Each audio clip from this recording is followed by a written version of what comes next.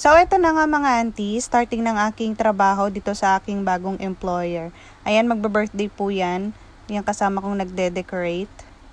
Yan, kasi wala nang time yung kanyang mga magulang para mag-decorate. Sobrang saya dito kasi umpisa pa lang alam ko nang magiging masaya ako dito. Trying hard si auntie kumanta ng Chinese birthday. Siyempre, nag-practice muna ako bago kontahin. Siyempre, nakakahiya naman, di ba?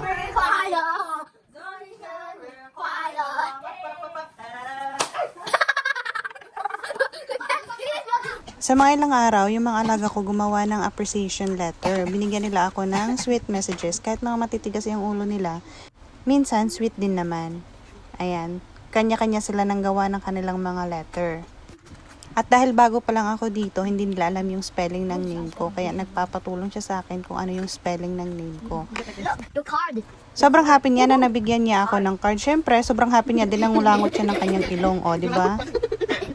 So, sa araw na yan, wala yung amo namin at nasa bakasyon. So, umpisa na rin ang aming paglilibot at pagiging turista.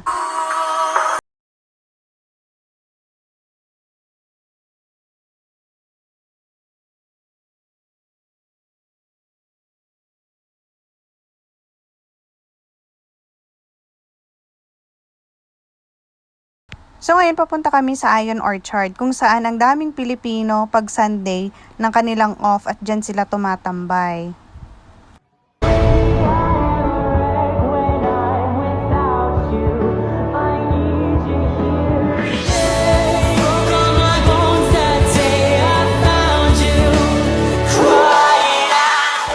Ayan, syempre sumapit na naman ng gabi. O, di mamamasyal na naman. Pumunta kami ng Changi Airport para hanapin yung Avatar. Ayan, nahanap namin.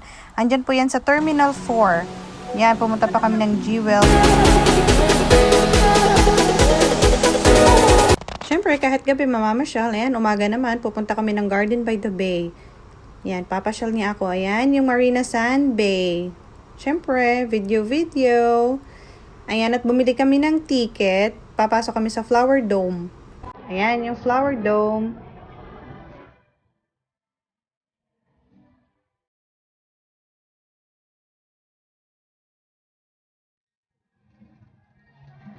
Meet my friend Isaac. Kung hindi dahil sa kanya, hindi ako mapupunta dito sa aming bagong employer. Ayan,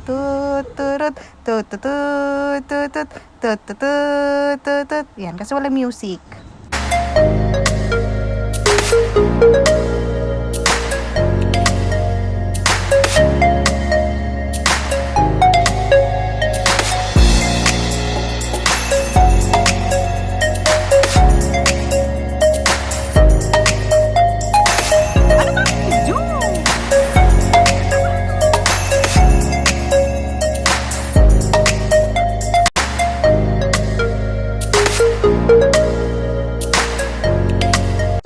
Mag-thank you at super blessed ko dito sa aking bagong employer. Bye-bye!